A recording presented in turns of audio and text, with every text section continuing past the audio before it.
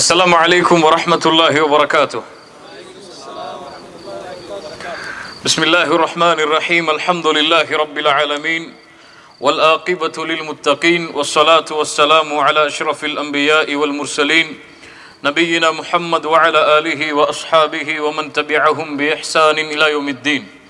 اللهم صل على محمد وعلى آل محمد كما صليت على إبراهيم وعلى آل إبراهيم إنك حميد مجيد. اللهم بارك على محمد وعلى آل محمد كما باركت على إبراهيم وعلى آل إبراهيم إنك حميد مجيد. கண்ணியத்துக்குரிய அல்லாஹ்வின் அடியார்களே, அல்லாஹ் ரப்புல் ஆலமீன் அவனுடைய மிகப்பெரிய அருளால் அல்லாஹ் ரப்புல் ஆலமீன் இந்த இடத்திலே ஒரு வித்தியாசமான சூழ்நிலையில் அல்லாஹ் என்னையும் உங்களையும் இந்த வகுப்பில் ஒன்று சேர்த்திருக்கிறான். அல்லாஹ் ரப்புல் ஆலமீன் இதன் மூலம் நம்முடைய மார்க்க கல்வியையும் அதிலிருந்து கிடைக்கக்கூடிய பலன்களையும் அல்லாஹ் அதிகப்படுத்துவானாக. இஹ்சானுடைய வகுப்பு அல்ஹம்துலில்லாஹ் பல வாரங்கள் எமக்கு மத்தியிலேயே அல்லாஹுடைய தூதர் முஹம்மது ரசூலுல்லாஹ் ஸல்லல்லாஹு அலைஹி வஸல்லம் அவர்கள் எமக்கு கடைபிடிக்குமாறு கூறிய அந்த இஹ்சானுடைய வகுப்பை பற்றி குர்ஆன் சுன்னாவுடைய விளக்க உரையின் அடிப்படையில் நாம் பார்த்தோம்.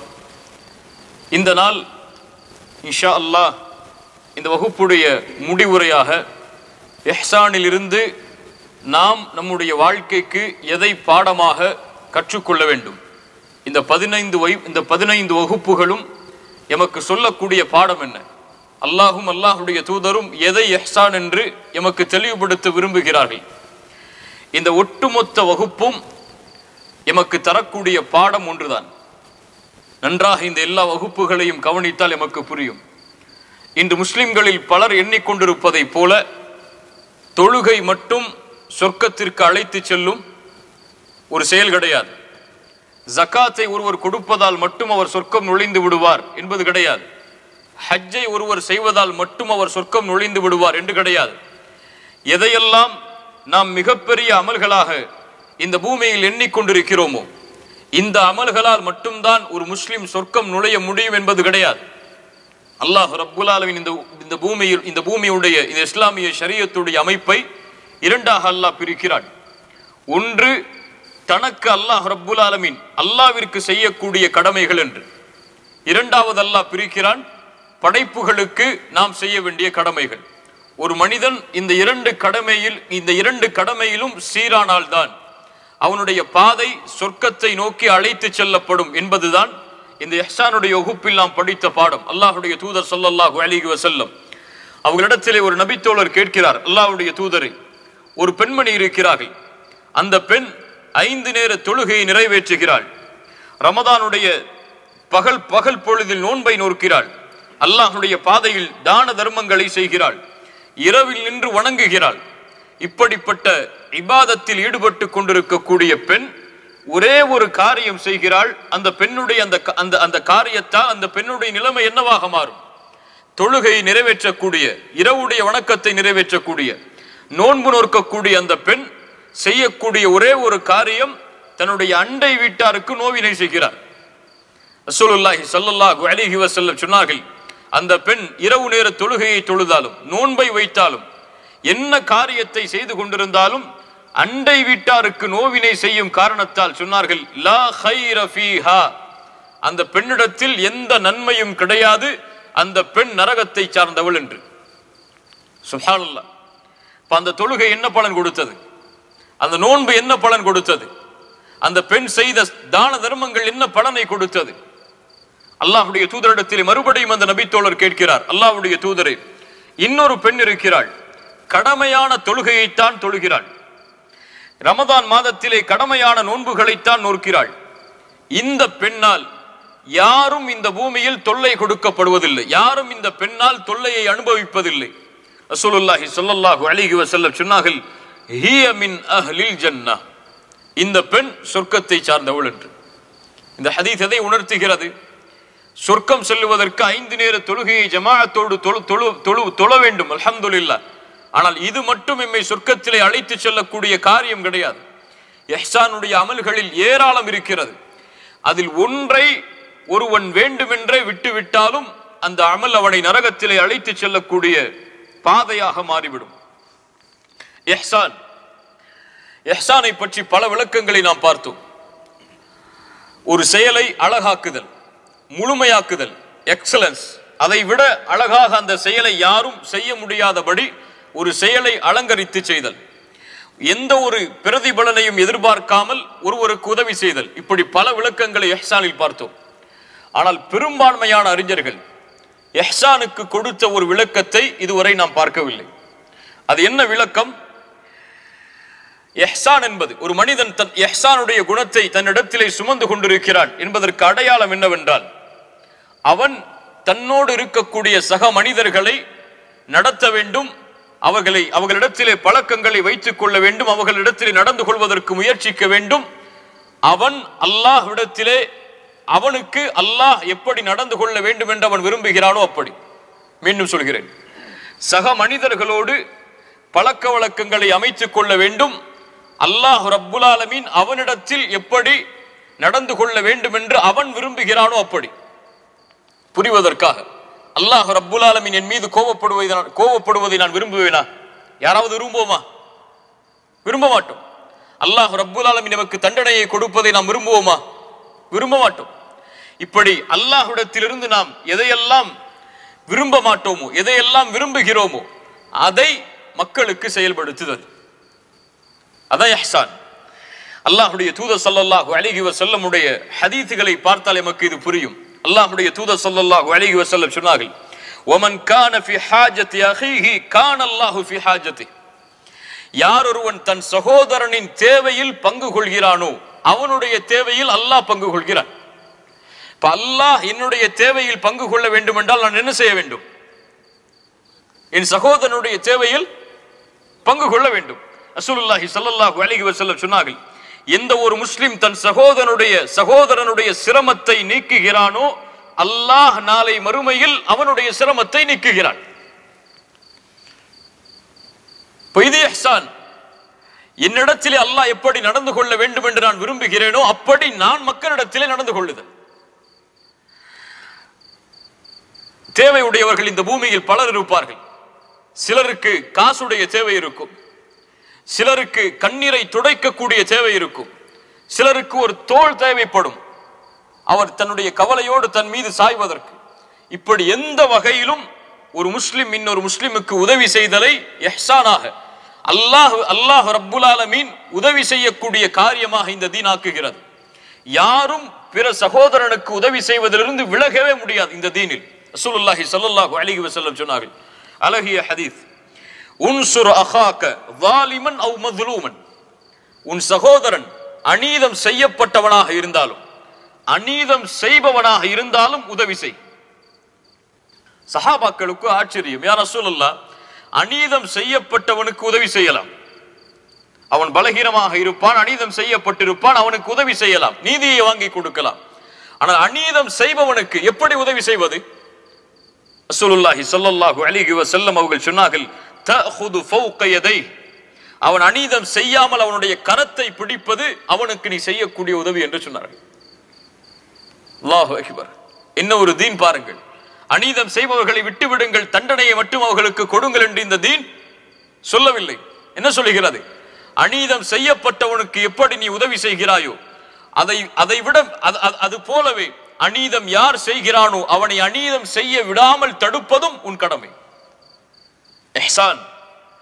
ரசூலுல்லாஹி ஸல்லல்லாஹு அலைஹி வஸல்லம் அவர்கள் பல ஹதீஸில் நமக்கு சொன்னார்கள், இர்ஹமு மன் ஃபில் அர்த். இந்த பூமியில் உள்ளவர்களுக்கு நீங்கள் இரக்கம் காட்டுங்கள். இர்ஹமுக்கும் மன் ஃபிஸ் ஸமா. வானத்தில் உள்ள அந்த அல்லாஹ் உங்கள் மீது இரக்கம் காட்டுவான். அல்லாஹ் இரக்கம் காட்ட வேண்டும் என்றால் நான் என்ன செய்ய வேண்டும்? பூமியில் உள்ளவர்களுக்கு ரஹ்மத் செய்ய வேண்டும். அல்லாஹ்வுடைய தூதர் சொன்னார்கள், அன்ஃபிக் உன்ஃபிக் அலைக். நீ செலவு செய்யப்படுவாய். என்ன அர்த்தம்? நீ கொடு அல்லாஹ்வுடைய பாதையில், அல்லாஹ் உனக்கு கொடுப்பான். அல்லாஹ் எனக்கு கொடுக்க வேண்டும் என்றால் நான் என்ன செய்ய வேண்டும்? அல்லாஹ் எனக்கு கொடுக்க வேண்டும் என்று நான் விரும்புகிறேனா இல்லையா? நான் கஷ்டத்தில் இருக்கும் பொழுது அல்லாஹ் எனக்கு கொடுக்க வேண்டும் என்று விரும்புகிறேன். எனக்கு ஒரு சிரமம் வரும் பொழுது அல்லாஹ் எனக்கு தர வேண்டும் என்று விரும்புகிறேன். எனக்கு ஒரு கடன் இருக்கும் பொழுது அல்லாஹ் அதை தீர்க்க வேண்டும் என்று விரும்புகிறேன். நீ எப்படி அல்லாஹ் உன்னோடு நடந்து கொள்ள வேண்டும் என்று விரும்புகிறாயோ அது போன்று உன் சகோதரன் சிரமத்தில் இருந்தால் நீயும் அப்படி நடந்து கொள். அல்லாஹ்வுடைய தூதர் மேலும் சொன்னார்கள், யார் ஒரு முஸ்லிமுடைய குறையை மறைக்கிறானோ அல்லாஹ் அவனுடைய குறையை மறைப்பான். இப்ப என் குறையை அல்லாஹ் மறைக்க வேண்டும் என்றால் நான் என்ன செய்ய வேண்டும்? அப்ப இந்த தொடர்பில் இருந்து நான் விலகி வாழவே முடியாது. அல்லாஹ்வுடைய நேசம், சொர்க்கம், நரகத்தில் இருந்து பாதுகாப்பு எனக்கு வேறு வேண்டும் என்றால் பள்ளிவாசலிலேயே ஒதுங்கி இருந்தால் முடியாது. ஹஜ்ஜையும் ஜக்காத்தையும் கொடுத்து விட்டால் மட்டும் முடியாது. மனிதர்களோடு இருக்கக்கூடிய தொடர்பை அவன் அமைத்துக் கொண்டே ஆக வேண்டும். அந்த அமைத்துக் கொள்ளக்கூடிய முறையை அல்லாஹ்வுடைய தீன் நமக்கு கற்றுத் தருகிறது. அல்லாஹ்வுடைய தூதர் ஸல்லல்லாஹு அலைஹி வஸல்லம் மேலும் சொன்னார்கள், யக்ஃபிரு, மக்கள் உங்களுக்கு செய்யக்கூடிய பாவங்களை நீங்கள் மன்னியுங்கள், அல்லாஹ் உங்களுடைய பாவத்தை மன்னிப்பான். என்ன சொல்ல வருகிறார்கள்? அல்லாஹ் ரப்புல் ஆலமீன், நான் ஒரு பாவம் செய்தால் என் ரப்பு என்னை மன்னிக்க வேண்டும் என்று கரமேந்தி கேட்கிறேன், தௌபா செய்கிறேன். எப்படி ரப்பு உன் பாவத்தை மன்னிக்க வேண்டும் என்று நீ விரும்புகிறாயோ அது போன்று உனக்கு யாராவது பாவம் செய்தால் மன்னி. அதைத்தான் இஹ்சான். அல்லாஹ் என்னிடத்தில் எப்படி நடந்து கொள்ள வேண்டும் என்று நான் விரும்புகிறேனோ அப்படி நான் பிறரிடத்தில் நடந்து கொள்ளுதல். இது இல்லாமல் இஹ்சானை அடைய முடியாது. சுப்ஹானல்லாஹ். இன்று பாருங்கள், இந்த தன்மை யாரிடத்தில் இருக்கிறது? அல்லாஹ் ரப்புல் ஆலமீன் யாரை பார்த்து கேட்கிறான் இந்த கேள்வி? அபூபக்கர் சித்திக் ரலியல்லாஹு அன்ஹு மிஸ்தாஹ் தன்னுடைய மகளின் மீது, ஆயிஷா ரலியல்லாஹு அன்ஹா அவர்கள் மீது மிகப்பெரிய இட்டுக்கட்டப்பட்ட செய்தியை செய்கிறார்கள். மிஸ்தாஹுக்கு உதவி செய்து வந்த அபூபக்கர் சித்திக் இனிமேல் என் மகள் மீது மிஸ்தாஹ் இட்டு கட்டியதால் உதவி செய்ய மாட்டேன் என்று கூறி விலகி விடுகிறார்கள். ஒரு வார்த்தை தான். சாதாரண மனிதர்களுக்குள் நடந்த அந்த உறவு முறிவு, அல்லாஹ் ரப்புல் ஆலமீன் அந்த உறவையும் இஹ்சானோடு அமைக்க வேண்டும் என்று அல்லாஹ் விரும்புகிறான். அபூபக்கர், உன்னுடைய பாவத்தை அல்லாஹ் மன்னிப்பதை நீங்கள் விரும்புகிறீரா இல்லையா? அலா துஹிப்பூன யக்ஃபிரல்லாஹு லக்கும், உங்கள் பாவத்தை அல்லாஹ் மன்னிப்பதை அபூபக்கரை நீங்கள் விரும்பவில்லையா? அல்லாஹ் நேரடியாக கேட்கிறான். உங்களுடைய பாவத்தை அல்லாஹ் மன்னிப்பதை நீங்கள் விரும்புகிறீர்களா இல்லையா? நாம் விரும்புகிறோமா இல்லையா? அப்போ நீங்கள் பிறர் உங்களுக்கு செய்யக்கூடிய பாவத்தை மன்னியுங்கள். ஃபல்யஃபு வல்யஸ்ஃபஹு. அல்லாஹு அக்பர். எத்துணை பேர் இந்த ஹதீஸ் எல்லாம் நமக்கு தெரியும், இந்த நிகழ்வுகள் எல்லாம் நமக்கு தெரியும், இந்த ஹதீஸ் தரக்கூடிய பாடங்கள் எல்லாம் நமக்கு தெரியும். ஆனால் எத்துணை பேர் நெஞ்சில் கை வைத்து சொல்லுங்கள், என் சகோதரன் எனக்கு செய்த பாவத்தை நான் மன்னித்திருக்கிறேன் என்று. இங்கே இருக்கக்கூடிய பலர் அல்லது இது போன்ற பயான்களை கேட்கக்கூடிய பலர் எத்துணை நாட்கள் தன் சகோதரனுடன் பேசாமல் புறக்கணித்திருக்கிறார்கள். ஒரு முஸ்லிம் இன்னொரு முஸ்லிமை பகைப்பதால் நடக்கக்கூடிய விபரீதம் என்ன தெரியுமா? நாம் எல்லாம் அறிந்த ஹதீஸ் தான். அந்த விபரீதத்தை புரிந்து கொண்டால் நம்மை மாற்றிக்கொள்ளலாம். ரசூலுல்லாஹி ஸல்லல்லாஹு அலைஹி வஸல்லம் அவர்கள் சொன்னார்கள், ஒவ்வொரு வாரமும் வியாழக்கிழமையும் திங்கட்கிழமையும் சொர்க்கத்தின் வாசல் திறக்கப்படுகிறது. அல்லாஹ் அந்த சொர்க்கத்தின் வாசலை திறக்கும் பொழுது இந்த பூமியில் அல்லாஹ்விற்கு இணை வைக்காமல் இருக்கக்கூடிய எல்லா அடியார்களுடைய பாவத்தையும் அல்லாஹ் மன்னிக்கிறான், இருவரை தவிர. ஷிர்க் செய்யாத எல்லாருடைய பாவமும் மன்னிக்கப்படுகிறது, ரெண்டே பேரை தவிர. அல்லாஹ் ரப்புல் ஆலமீன் சொல்லுவான், அன்திரு ஹதைனி ஹத்தா யஸ்தலிஹா, அந்த இருவரையும் நீங்கள் விட்டுவிடுங்கள், அவர்கள் தங்களுக்குள் சமாதானமாகாதவரை. யார் அந்த இரண்டு பேர்? தங்களுக்குள் பகைக்காக, தங்களுடைய வெறுப்புக்காக ஒரு 3 நாளுக்கு மேல் தங்களுடைய உறவை முறித்தவர்கள். எதற்காகவா இருந்தாலும் சரி, அது என்ன காரணம் சொல்லப்பட்டாலும் சரி, காசு, பணம், குடும்ப சண்டை, என்னை ஏசினான், திட்டினான், அடித்தான், என்னை பற்றி புறம் பேசினான், என்னை பற்றி அவதூறு பரப்பினான், என் செல்வத்தை எடுத்து சென்றான், எதுவாக இருந்தாலும் சரி 3 நாளுக்கு மேல் அவன் பகைத்தால் அல்லாஹ் ரப்புல் ஆலமீன் அந்த பாவங்கள் மன்னிக்கும் பொழுது அல்லாஹ் கூறுவான், இந்த இருவரையும் நீ விட்டு விடுங்கள் மலக்குகளே, இவர்கள் தங்களுக்குள் சமாதானம் ஆகாத வரை அல்லாஹ் இவர்களை மன்னிக்க மாட்டான். அதைத்தான் ரசூலுல்லாஹ் சொன்னார்கள், யக்ஃபிரு யக்ஃபிருல்லாஹு லக்கும், நீங்கள் மன்னியுங்கள், அல்லாஹ் உங்களை மன்னிப்பான். என்னங்க கேள்வி வரும்? நான் ஏன் அவனை மன்னிக்கணும்? நான் ஏன் மன்னிக்கணும்? நான் ஏன் அவர்கிட்ட போய் பேசணும்? நான் ஏன் அவர்கிட்ட அப்படி நடந்து கொள்ளணும்? அவர் என்கிட்ட அப்படி நடந்து கொள்ளலையே. நான் ஏன் அவருக்கு நீதமா நடக்கணும்? அவர் என்கிட்ட நீதமா நடக்கலையே. ஆனா இந்த இஹ்சானை கடைபிடிப்பவர் என்ன சொல்லுவார்? என் ரப்பு என்னிடத்திலே நான் அவனுக்கு அநீதம் செய்தாலும், நான் அவனுக்கு பாவம் செய்தாலும், நான் அவன் கட்டளையை மீறினாலும் என் ரப்பு என்னை மன்னிக்க வேண்டும் என்று நான் விரும்புகிறேன். அப்படித்தான் பிறர் எனக்கு பாவம் செய்யும் பொழுதும் அவரை நான் மன்னிக்க வேண்டும் என்று தான் விரும்புவேன். நான் ரப்பை துண்டித்து வாழ்ந்தால் அவன் என்னை நெருக்கமாக்கி வாழ வேண்டும் என்று ஆசைப்படுவேன். அப்படித்தான் பிறருக்கும் ரசூலுல்லாஹ் சொன்னார்கள், சில் மன் கதஅக், உன்னை வெட்டி வாழ்பவனை சேர்த்து வாழ். வஅஃபு அம்மன் ஸலமக், உனக்கு அநீதம் செய்தவனை மன்னித்து விடு. சுப்ஹானல்லாஹ். இந்த அழகு, இந்த தீனுடைய அழகு, இந்த ஹதீஸுகளை பார்த்தால் கண்கள் கலங்கிவிடும். அவ்வளவு அழகான தீனை அல்லாஹ் ரப்புல் ஆலமீன் நமக்கு கொடுத்திருக்கிறான். இந்த தீன் என்பது இன்று வெறும் தொழுகையாக, ஜகாத்தாக, ஹஜ்ஜாக, ஃபிக்ஹுடைய மஸ்அலாக்களாக மட்டும்தான் நம்மிடத்தில் இருக்கிறதே தவிர இந்த குணங்களாக கிடையாது. அதான் இந்த தீன் இன்னைக்கு அழகா தெரியல. அதான் இன்னைக்கு இந்த தீனை பின்பற்றுறது பலருக்கு சிரமமா இருக்கு. ரசூலுல்லாஹி ஸல்லல்லாஹு அலைஹி வஸல்லம் சொன்னார்கள், அது போல்தான் இறுதி காலம் வரும், இந்த தீனை பின்பற்றுவது நெருப்பு கங்கை கையில் வைத்திருப்பதை போல் அந்த காலம் இது. அவர்களுக்கு தொழுகை, ஜகாத், ஹஜ்ஜி இது மட்டும்தான் தீன். இதுவெல்லாம் தீன் கிடையாது அவர்களுக்கு. அவங்களுடைய குணம் அது. அவன் எப்படி பிறந்து வளர்ந்தானோ அப்படித்தான் இருப்பான். ஆனா இஹ்சான், ஒரு முஸ்லிமை அல்லாஹ் ரப்புல் ஆலமீன் இப்படித்தான் பக்குவப்படுத்த விரும்புகிறான். அல்லாஹ்வுடைய தூதர் சொன்னார்கள், ஒரு முஃமினாகவே ஒருவன் மாற முடியாது. இதுக்கும் ஈமானுக்கு என்ன சம்பந்தம் இருக்கோ நம்ம கேட்போம். ஆனா அல்லாஹ்வுடைய தூதர் சொன்னார்கள், ஒருவன் முஃமினாகவே மாற முடியாது, அல்லாஹ்வை நம்பிக்கை கொண்டவனாகவே ஆகவே முடியாது. தனக்கு எதை விரும்புகிறானோ அதை தன் சகோதரனுக்கும் விரும்பாதவரை.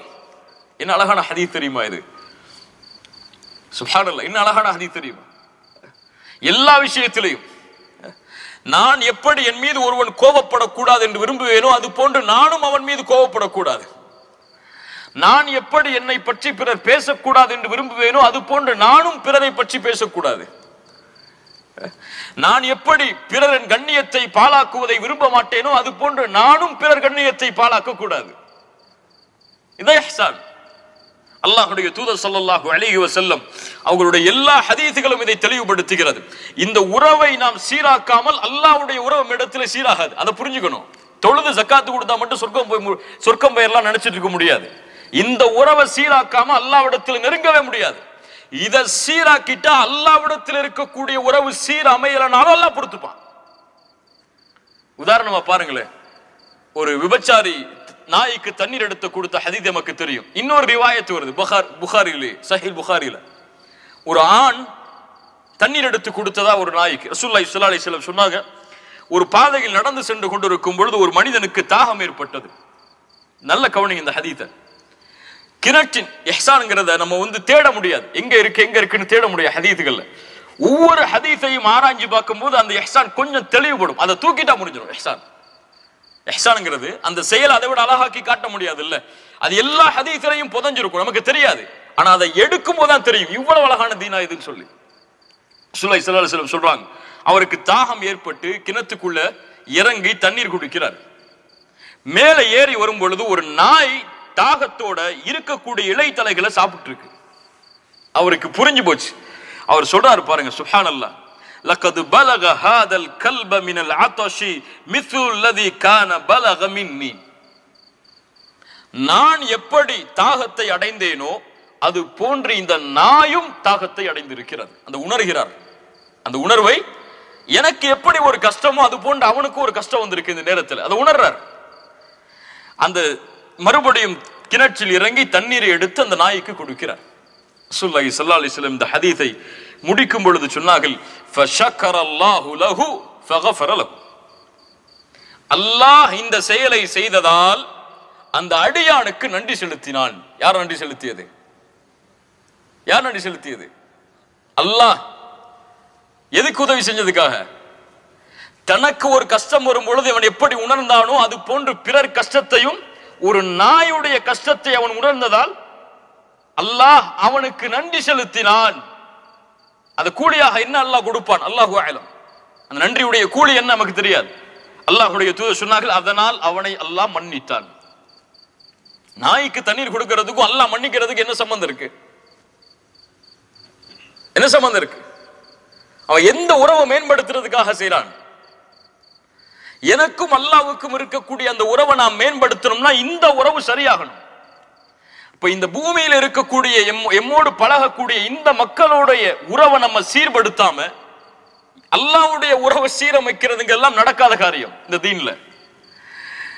சுப்ஹானல்லாஹ். ரசூலுல்லாஹி ஸல்லல்லாஹு அலைஹி வஸல்லம் இதை நாடாமல் ஒருவர் செய்தால், இந்த நோக்கம் இல்ல அவர்கிட்ட, அல்லாஹ்வுடைய உறவு சீரமைக்கணும்னு நோக்கம் இல்ல அவருக்கு, அப்படி ஒருவர் மக்களுடைய எந்த ஒரு கஷ்டத்தையும் உணராமல் ஒன்றை செய்கிறார் என்றால் அவருக்கு கூலி என்ன? அவருக்கு தேவை கொடுத்துக்கிட்டே இருக்கிறார். அவர் எதை பத்தியும் கவலைப்படுறது கிடையாது. அவர் ஏழையா பணக்காரனா, அவனுக்கு கஷ்டமா நஷ்டமா எதுவும் தெரியாது, அவர் கேட்டா கொடுப்பாரு. ரசூலுல்லாஹி ஸல்லல்லாஹு அலைஹி வஸல்லம் சொன்னார்கள், நாளை மறுமையில் 3 பேரை அல்லாஹ் முதலாக விசாரிப்பார். அதில் ஒருவர் யார்? செல்வந்தர், நல்ல வசதி இருக்கும் அவருக்கு. அல்லாஹ் அவரை அழைத்து கேட்பான், அல்லாஹ் உனக்கு கொடுத்த செல்வத்தை எப்படி செலவு செய்தாய்? அவர் சொல்லுவார், யா அல்லாஹ் உன்னுடைய பாதையில் அள்ளி அள்ளி கொடுத்த, யாரெல்லாம் கேட்டு வந்தாங்களோ அவங்களுக்கு எல்லாம் கொடுத்த. அல்லாஹ் ரப்புல் ஆலமீன் ஒரே பதிலை சொல்வான், கதப்த, நீ பொய் சொல்லுகிறாய், உன்னை செலவு செய்யக்கூடியவர் கொடையாளி என்று மக்கள் போற்ற வேண்டும் என்பதற்காகத்தான் செய்தாய். என்ன அங்க அல்லாஹ் சொல்லல, பிறர் கஷ்டத்துல இருக்காங்கிறதுக்காக நீ உதவி செய்யல, நீ எதுக்காக உதவி செஞ்சிருக்க? அந்த உறவு உனக்கு தேவையில்லை. அந்த கஷ்டத்தில் இருக்கிறவனுக்கு உதவி செஞ்சு அல்லாஹ்வுடைய நெருக்கம் வேணுங்கிறது உனக்கு தேவை கிடையாது. அங்க உனக்கு தேவை நீ கொடுத்துக்கிட்டே இருக்கணும், உன்னை புகழணும் மக்கள். இப்போ இந்த ஒரு அடிப்படை, அந்த கான்செப்ட் அதுல இல்லதனால அல்லாஹ் ரப்புல் ஆலமீன் அந்த அமல்களை ஏற்றுக்கொள்வதில்லை. சுப்ஹானல்லாஹ். யோசிச்சு பாருங்க. அல்லாஹ் ரப்புல் ஆலமீன் இதை மேலும் மேலும் ஹதீஸ்களின் மூலமாக எமக்கு தெளிவுபடுத்துகிறான். நாளை மறுமையில் அல்லாஹ் ஒரு அடியானை கேட்பான், அடியானே, ஆதமின் மகனே, நான் பசியோடு வந்தேனே, ஏன் எனக்கு உணவளிக்கவில்லை? ஆதமின் மகனே, தாகத்தோடு நான் வந்தேனே, ஏன் எனக்கு தண்ணீர் கொடுக்கவில்லை? ஹதீஸை கவனிங்க. ஆதமுடைய மகனே, நான் நோயாளியாக இருந்தேனே, ஏன் என்னை நலம் விசாரிக்கவில்லை? அடியான் கேட்பான், யா அல்லாஹ், நீ எப்படி பசித்தவனாக இருக்க முடியும்? அல்லாஹ் சொல்லுவான், இந்த அடியான் பசியோரும் இடத்திலே வந்தானே, அவனுக்கு நீ உணவு கொடுத்தாயா? அவனுக்கு உணவு கொடுத்திருந்தால் அதன் கூலியில் என்னை நீ பார்த்திருப்பாய். எங்க அல்லாஹ் கனெக்ஷன் கொண்டு வர்றான். தாகத்தோடு வந்தவன் தாகத்தை தீர்த்திருந்தால் அங்கே என்னை பார்த்திருப்பாய். நோயாளியை நலம் விசாரிக்க நீ சென்றிருந்தால் அங்கே என்னை பார்த்திருப்பாய். என்ன, இது இல்லாம அங்க போக முடியாது. நீ அல்லாஹ்வுடைய மார்க்கம் அதைத்தான், அதனால்தான் துறவரத்தை தடை செய்தது. ஒருவாள் மக்களோடையே இல்லாம தனியா போய் இபாதத் செஞ்சுட்டே வாழ்றாரு. இவருக்கு இருக்கக்கூடிய கூலியை விட மக்களோடு கலந்து கொண்டு, மக்களுடைய அன்றாட பழக்க வழக்கங்களில் கலந்து கொண்டு இந்த இஹ்சானுடைய குணத்தோடு பழகுபவர்களுடைய கூலி மேல் அவர்களை விட. உதாரணமா ஒரு பெரிய ஹதீஸ் நம்ம எல்லாம் பார்த்திருக்கோம். அல்லாஹ் ரப்புல் ஆலமீன் இந்த குணத்தை மக்களிடத்தில் மக்கள் இந்த குணத்தோடு வாழவில்லை என்றால் என்ன ஆகும் என்று 3 மனிதர்கள் பனி இஸ்ரவேலர்களுடைய காலத்தில், ஒருவர் அக்ரா, ஒரு அப்ரஸ் அஅமா, ஒருவர் பார்வை இல்லாதவர், ஒருவர் தொழுநோயாளி, ஒருவர் தலையில் வழுக்கை தலை உடையவர். இந்த மூவரையும் அல்லாஹ் சோதிக்க நாடி ஒரு மலக்கை இறக்குகிறான். முதலில் தொழுநோயாளி, அவரை சந்திக்கிறார் மலக். அவர் கேட்கிறார், உனக்கு எது இந்த பூமியில் விருப்பமானது செல்வத்திலேயே?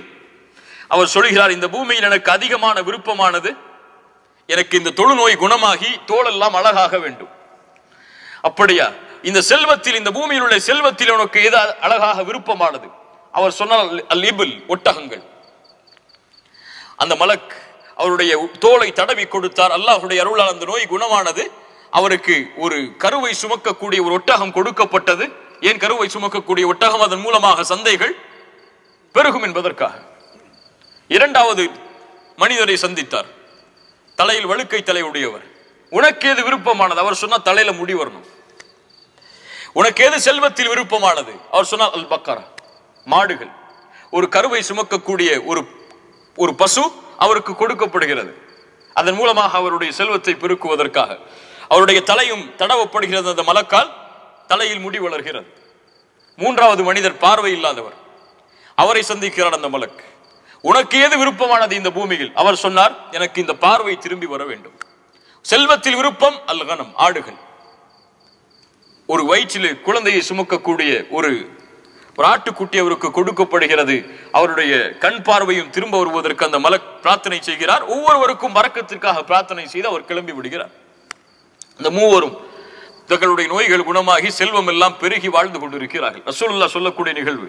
அந்த கண்ணியத்தோடு கவனியுங்கள். அது இந்த மூவரையும் அல்லாஹ் ரப்புல் ஆலமீன் மீண்டும் சோதிக்க நாடுகிறான். என்ன சோதனை? இவர்களிடத்தில் இந்த இஹ்சான் இருக்கிறதா இல்லையா? தனக்கு கஷ்டம் வரும்பொழுது அல்லாஹ் உதவி செய்யணும்னு விரும்பினாங்க. ஆனா பிறருக்கு கஷ்டம் வரும்பொழுது இவங்க கொடுக்குறாங்களா இல்லையா? அல்லாஹ் சோதிக்க நாடுறான். இஹ்சான். இன்னொரு மலக்கை அல்லாஹ் அனுப்புகிறான். ஏழ்மையான தோற்றத்தில், வசதி இல்லாதவருடைய தோற்றத்தில் வந்து கேட்கிறாரு, நான் இந்த மாதிரி பாதையில போயிட்டு இருந்தேன், என்னுடைய செல்வம் எல்லாம் தொலைஞ்சு போச்சு, நான் ஊருக்கு போய் சேரணும், உங்கள்ட்ட இருக்கு ஏதாவது ஒண்ணு கொடுத்து அனுப்புனீங்கன்னா நான் போறதுக்கு கொஞ்சம் உதவியா இருக்கும். உங்களுடைய ஒட்டக மந்தைகள்ல தொழுநோயாளி குணமானவர். அவர் சொன்னார், ஹுக்கூக்கு கதீரா, ரொம்ப பிஸியா இருக்க, அப்புறம் வாங்கன்றார், ரொம்ப பிஸியா இருக்க நான். அவர் சொன்னார், அல்லாஹ் ரப்புல் ஆலமீன் நீ தொழுநோயாளியாக இருந்த பொழுது உன் நோயை குணப்படுத்தி அல்லாஹ் தானே உனக்கு இந்த செல்வத்தை கொடுத்தான். அவர் சொன்னார், அல்லாஹ் கொடுத்தானா? நான் பரம்பரை என் திறமையால, என் முயற்சியால, என் கல்வியால நான் சம்பாதிச்சது. அவர் சொன்னார், அந்த மலக், நீ சொல்வதில் நீ பொய்யனாக இருந்தால் அல்லாஹ் உன்னுடைய பழைய நிலைமைக்கு உன்னை திருப்பட்டும். இரண்டாவது மனிதர் யார்? தலையில் வழுக்கை தலையுடையவர். அவரிடத்தில் வருகிறார், இந்த மாதிரி எனக்கு தொலைஞ்சு போச்சு, நான் போறக்கூடிய வழியில எதையாவது உன்னுடைய மாட்டு மந்தையில் எதையாவது கொடுத்து உதவினால் நான் போறது கொஞ்சம் உதவியா இருக்கும். அவர் சொன்னார், ரொம்ப அதிகமான வேலை இருக்கு, அல்லாஹ் தானே உனக்கு வழுக்கை தலையாக இருந்த பொழுது முடியை கொடுத்தான், அல்லாஹ் தானே உனக்கு இந்த மாட்டு மந்தைகளை கொடுத்தான், அதிலிருந்து கேட்கிறேன் கொடு. அவர் சொன்னார், யார் அல்லாஹ் கொடுத்ததுன்னு சொன்னது? நான் சம்பாதிச்சதுப்பா. அவர் சொன்னார், அல்லாஹ் நீ சொல்வதில் பொய்யனாக இருந்தால் அல்லாஹ் உன்னுடைய பழைய நிலைமைக்கு உன்னை திருப்பட்டும். மூன்றாவது மனிதர் கண் இல்லாமல் கண் கிடைத்தவர், ஆடுடைய மந்தைகள் கொடுக்கப்பட்டவர். அவரிடத்திலே வந்தார், இது போல நான் கஷ்டத்துல வந்திருக்கேன், உதவி செய்யுங்கன்னார். அவர் சொன்னார், அல்லாஹ் ரப்புல் ஆலமீன் இது போல்தான் நான் சிரமத்தில் இருந்த பொழுது என்னுடைய பார்வை அல்லாஹ் சரிபடுத்தினான். இந்த செல்வத்தை அல்லாஹ் கொடுத்தது, அவன் கொடுத்த இந்த செல்வம், நீ அது போன்று வந்திருக்கிறாய், உன் ஆட்டு மந்தையில் எது வேண்டுமோ ஓட்டிச்சல். அப்போது அந்த மலக்கு சொன்னார், உங்கள் மூவரையும் அல்லாஹ் சோதிக்க நாடினான். அல்லாஹ் ரப்புல் ஆலமீன் ஃபக்கத் ரதியல்லாஹு அன்க வ ஸகித அலா ஸாஹிபைக, உன்னை அல்லாஹ் பொருந்திக் கொண்டான், அந்த இருவரின் மீதும் அல்லாஹ் கோபம் கொண்டு விட்டான். என்ன புரியுது? இந்த ஹதீஸில் இஹ்சான் எங்க இருக்கு? யோசிச்சு பாருங்க. தனக்கு கஷ்டம் இருக்கும் பொழுது அல்லாஹ் கொடுக்கணும்னு விரும்பினாரு, ஆனா பிறருக்கு கஷ்டம் வரும் பொழுது அவருக்கு உதவி செய்யறதுக்கு மனசு வரல, எனக்கே தேவை இருக்குன்னு நினைக்கிறாரு. இன்னைக்கு நம்முடைய நினைப்பு அப்படித்தானே. நமக்கு கஷ்டம் இருக்கும் போது யாராவது 1000 தினார் கொடுத்தாங்கன்னா கொஞ்சம் உதவியா இருக்குன்னு நினைப்போம். ஒரு 500 தினார் தேவைக்காக ஒரு ஆள் வந்திருப்பார், நம்மள்ட்ட இருக்கும், இதை கொடுத்துட்டா நமக்கு இந்த மாசம் செலவுக்கு என்ன செய்வோம் யோசிச்சுட்டு இருப்போம். ஆனா அப்படி பிறர் நம்மள்ட்ட நடந்து கொள்றதை நம்ம விரும்ப மாட்டோம். அப்படியே இல்லையா? சுப்ஹானல்லாஹ், அல்லாஹ்வுடைய தீன் நமக்கு கற்றுத் தருவதை பாருங்கள். இதான் இஹ்சான். ரசூலுல்லாஹி ஸல்லல்லாஹு அலைஹி வஸல்லம் இந்த குணத்தை இந்த சமூகம் முழுவதும் பின்பற்ற வேண்டும் என்று ஆசைப்பட்டார்கள். எல்லா விஷயத்திலையும் ரசூலுல்லாஹி ஸல்லல்லாஹு அலைஹி வஸல்லம் இத மக்களிடத்தில் வெளிப்படுத்தினாங்க. அல்லாஹு அக்பர். இன்னைக்கு நமக்கு என்ன இந்த துன்யா? அதுக்காக எதையும் நம்ம இழக்க தயாராகிறோம், ஆனா நம்முடைய குணத்தை மாத்துறதுக்கு நம்ம இன்னும் தயாராகல, இந்த இஹ்சானை கடைபிடிக்கிறதுக்கு இன்னும் நம்ம தயாராகல. சுலைமான் இப்னு அப்துல் மலிக் ஒரு பெரிய அறிஞர், அபு ஹாசிம் என்ற ஒரு மிகப்பெரிய அறிஞரை பார்க்கிறாங்க. அபு ஹாசிமை பார்த்து கேட்கிறாங்க சல்மான் இப்னு அப்துல் மலிக், ரொம்ப அழகான கேள்வி. அபு ஹாசிம், ஏன் இந்த மக்கள் மரணத்தை வெறுக்கிறார்கள்? ஏன் மௌத்தை வெறுக்கிறாங்க எல்லாருமே? யாராவது சொல்லுங்க. ஏன் மௌத்தை வெறுக்கிறாங்க? நாம் மக்கள் பல பேர் மௌத்தை வெறுக்கிறாங்களே,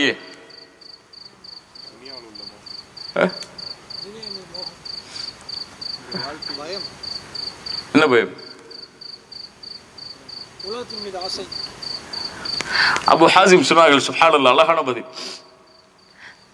சுலைமான் இப்னு அப்துல் மலிக் அவர்களே, என்ன பதில் என்றால், இவங்க இந்த பூமியிலேயே எல்லாத்தையும் கொடுத்துட்டாங்க, மறுமைக்குன்னு எதுவுமே சேர்த்து வைக்கல, அழிச்சிட்டாங்க. மறுமைய அழிச்சிட்டாங்க. எல்லாரும் இந்த பூமியிலேயே எல்லா இன்வெஸ்ட்மெண்ட்டையும் பண்ணி வச்சுட்டாங்க. அவங்களுக்கு இதுதான் உலகன்னே வாழ்ந்துட்டு இருக்காங்க. எல்லாத்தையும் இங்கேதான் கொடுத்து வச்சிருக்காங்க. முடியாது இல்லையா? எனக்கு என் ஊர்ல இன்வெஸ்ட் பண்ணி வீடு இருந்தா தானே ஊருக்கு போகணும்னு ஆசைப்படுவேன், இல்ல துபாயில தானே இருப்பேன் நான் கடைசி வரைக்கும். முடியாது இல்லையா? இப்ப என்னோட இன்வெஸ்ட்மெண்ட் எல்லாம் இங்க இருக்கு, அங்க இல்ல. அதனாலதான் அங்க எதுவுமே இல்ல அவங்களுக்கு, அதனால போறதுக்கு இருக்கிறாங்க. அவங்க யாருக்கு சொர்க்கம் அலங்கரிக்கப்பட்டிருக்கோ, யாருக்கு சொர்க்கத்துல இன்வெஸ்ட்மெண்ட் இருக்கோ, யாருக்கு சொர்க்கத்துல மாளிகை இருக்கோ, யாருக்கு சொர்க்கத்துல தோட்டங்கள் இருக்கோ, யாருக்கு சொர்க்கத்துல வசிப்பிடங்கள் இருக்கோ, அவன் எங்க போக ஆசைப்படுவான்? எங்க போக ஆசைப்படுவான்? ஃபிரௌனுடைய மனைவி என்ன ஆசைப்பட்டாங்க? இந்த ஃபிரௌன் துரத்திட்டான், யா அல்லாஹ் எனக்கு இன்னொரு மாளிகையை பூமியில கொடுன்னு கேட்கல, ரப்பி பினி லிஇந்தக பைத்தன் ஃபில் ஜன்னah, சொர்க்கத்துல ஒரு மாளிகை குடி அல்லாஹ்னு கேட்டாங்க. அங்க தயாரிப்பு இருந்துச்சு அவங்களுக்கு. சஹாபாக்கள் எல்லாம் அதுக்கு போகணும்னு ஆசைப்பட்டாங்களா? ஏன்? உஹதுடைய போர்க்களம். ஒரு நபி தோழர் பேரித்தம்பழம் சாப்பிட்டு கொண்டிருக்கார். ரசூலுல்லாஹி ஸல்லல்லாஹு அலைஹி வஸல்லம் சொன்னாங்க, கூமு இலல் ஜன்னah, சொர்க்கத்திற்காக எழுந்திருங்கள். பத்ருடைய போர்க்களம். கூமு இலல் ஜன்னah, சொர்க்கத்திற்காக எழுந்திருங்கள். அதனுடைய விசாலம் வானம் பூமிகளை வியாபித்து இருக்கிறது. இப்ப பஹ் பஹ் அப்படிங்கிறார் அவர். சொன்னாங்க, ஏன் இப்படி செய்யற தோழரே?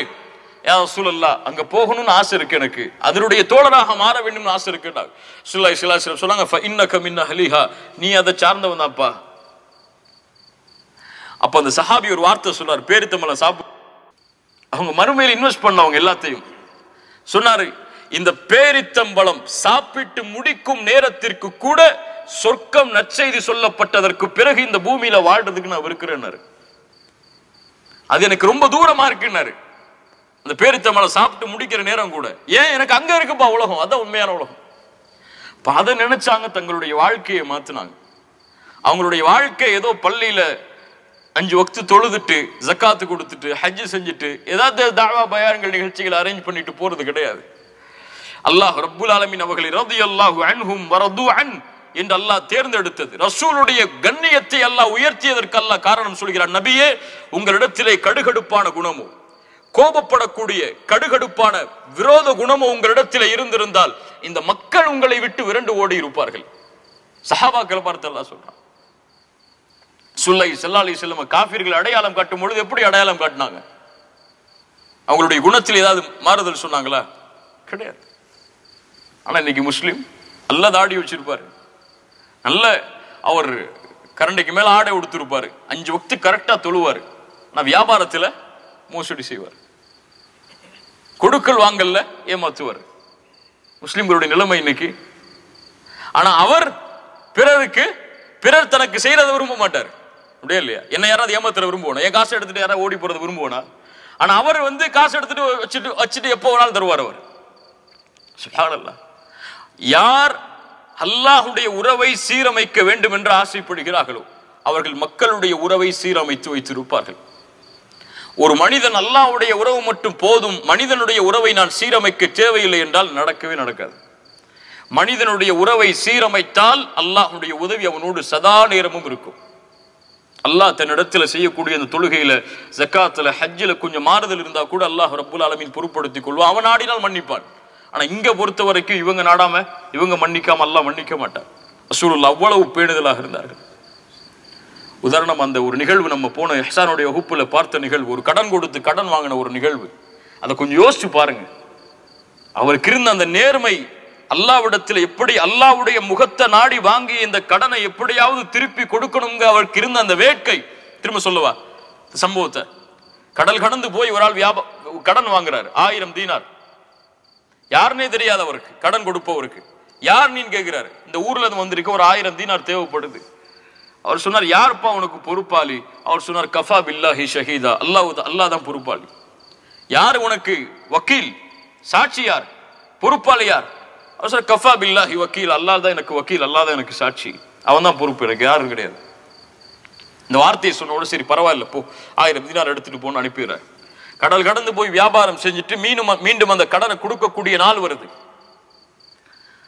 கரைக்கு வர்றாரு, கப்பல் கிடையாது அந்த ஊருக்கு போறதுக்கு, கடன் கொடுத்தவர்கிட்ட கடனை திருப்பி கொடுக்கறதுக்கு. கரைக்கு வந்து அல்லாஹ்ட்ட கேட்கிறாரு, யா அல்லாஹ், போன 1000 தீனார் கேட்டா யார் பொறுப்புன்னு கேட்டார், உன்னதான் பொறுப்பாக்குனேன். யார் சாட்சின்னு கேட்டார், உன்னதான் சாட்சியாக்குனேன். யா அல்லாஹ், உன் பேரை கொண்டு நான் வாங்கி இந்த கடனை இன்னைக்கு நான் திருப்பி கொடுத்தே ஆகணும். அது இஹ்சான். நான் திருப்பி கொடுக்கணும் யா அல்லாஹ், என்னிடத்தில் அவர் இப்படி நடந்து கொண்டார், நான் அவரிடத்தில் அப்படி நடந்து கொள்ளணும், உன்னை பொறுப்பா வச்சிருக்கேன், கொடுத்தே ஆகணும். எல்லாம் எனக்கு வழி தெரியாது, இதோ மரக்கட்ட வெற்ற, காசை உள்ள வைக்கிற, கடிதம் இருக்கு, கடல்ல தூக்கி போற, கொண்டு போய் சேர்த்துரு, அவ்வளவுதான். அவர் உள்ளத்தில் உண்மை இருந்தது அல்லாஹ் உதவி செய்தான். அவர் நாவில் உண்மை இருந்தது அல்லாஹ் உதவி செய்தான். கரையில் அங்க உட்கார்ந்து இருக்கக்கூடிய கடனாளியுடைய காலில் மரக்கட்ட தட்டணும்னு தட்ட வச்சவ யார்? அல்லாஹ்.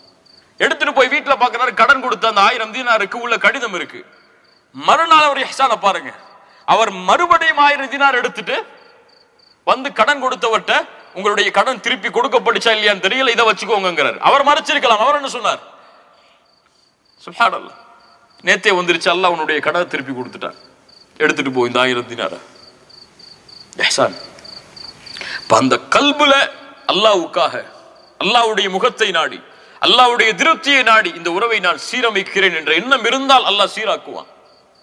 இந்த எண்ணம் இல்ல அப்படின்னா அல்லாஹ் சீராக்க மாட்டான். இந்த உறுதி, உண்மையை சொல், அல்லாஹ் உன்னோடு உண்மையாக நடந்து கொள்வான். நீதமாக இரு, அல்லாஹ் உன்னோடு நீதமாக நடந்து கொள்வான். பிறர் கஷ்டத்திலே பங்கு கொள், அல்லாஹ் உன் கஷ்டத்திலே பங்கு கொள்வான். இதான் தீன். பிறருக்கு உதவி செய், அல்லாஹ் உனக்கு உதவி செய்வான். பிறர் குறையை மறை, அல்லாஹ் உன் குறையை மறைப்பான். பிறரை பற்றி பேசும் பொழுது தடுத்து நிறுத்து, உன்னை பற்றி பேசும் பொழுது அல்லாஹ் தடுத்து நிறுத்துவான். அல்லாஹ் அக்பர். என்ன ஒரு தீன்ல அல்லாஹ் நம்மளை பிறக்க வச்சிருக்கான் பாருங்க. எப்படிப்பட்ட போதனைகளை ரசூலுல்லாஹி ஸல்லல்லாஹு அலைஹி வஸல்லம் அவர்கள் மூலமா கொடுக்க வச்சிருக்கான் பாருங்க. சஹாபாக்கள் இந்த குணத்தை ஏந்தி வாழ்ந்ததால் தான், ரசூலுல்லாஹ் இந்த குணத்தை ஏந்தி வாழ்ந்ததால் தான் எல்லா சஹாபாக்களும் ரசூலுல்லாஹ்வோட நெருக்கமாகணும்னு ஆசைப்பட்டாங்க. எல்லா சஹாபாக்களும் என்ன நினைப்பாங்க, ரசூலுல்லாஹ் என்னத்தான் அதிகமா நேசிக்கிறேன்னு நினைப்பாங்க. ரசூலுல்லாஹ்வுடைய பழக்கம் எப்படி இருந்திருக்கு, ஒவ்வொருத்தட்டையும் அங்க ஏற்ற தளவுலாம் கிடையாது. அவர் ரசூலுல்லாஹ்ட்ட பழகினா ரசூலுல்லாஹ் அவர் நினைப்பார் ரசூலுல்லாஹ் ஏன் மேலதான் ரொம்ப பாசம் வச்சிருக்காங்கன்னு சொல்லி. இன்னொரு நபித்தோழர் பழகினா அந்த நபித்தோழர் நினைப்பார் ரசூலுல்லாஹ் ஏன் மேலதான் பாசம் வச்சிருக்காங்கன்னு சொல்லி.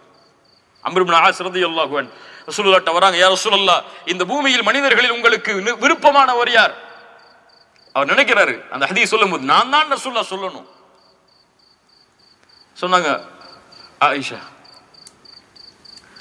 யா ரசூலுல்லாஹ் அடுத்து யார்? ஆண்கள்ல யார்? நான் தானே. அபூஹா அவங்களுடைய தந்தை, ஆயிஷா அவங்களுடைய தந்தை. அல்லாஹ்வுடைய தூதரை அடுத்து யார்? உமர். அம்ரு அப்படின்னு சொன்னாங்க, இனிமேல் நான் கேட்க மாட்டேன், ரசூலுல்லாஹ் என் பேரை சொல்லணும்ல கவலையாகும். இப்ப இந்த குணம் ரசூலுல்லாஹ்ட்ட இருந்துச்சு. அதனாலதான் அந்த மக்கள் அவர்களை சேர்ந்தே இருந்தாங்க, அந்த மக்கள் அவங்களோட நெருங்கி இருந்தாங்க. இந்த குணத்திலிருந்து தாவா செய்யறவங்க விலகி இருந்தா அவங்களோட மக்கள் சேர்ந்து இருக்க மாட்டாங்க. இதுதான் நமக்கு இங்க தேவையான அறிவுரை. அல்லாஹ் கொடுத்திருக்கக்கூடிய இந்த மக்கள் அமானிதமா எமக்கு அல்லாஹ் ரப்புல் ஆலமீன் கொடுத்திருக்கக்கூடிய மக்கள் எம் இடத்தில் இருக்கணும்னு சொன்னா நம்மளை முதல்ல சீராக்கணும். தாவால ஒரு தாயி ஆலிம் இவர் வேறு, ஒரு தாயி ஆலிம் அஹ்லாக் உள்ளவர் இவர் வேறு. யார்ட்ட அல்லாஹ் ரப்புல் ஆலமீன் மக்களை கொண்டு போவான்? தாயி ஆலிம் அஹ்லாக் யார்ட்ட இருக்கோ அவர்ட்ட தான்.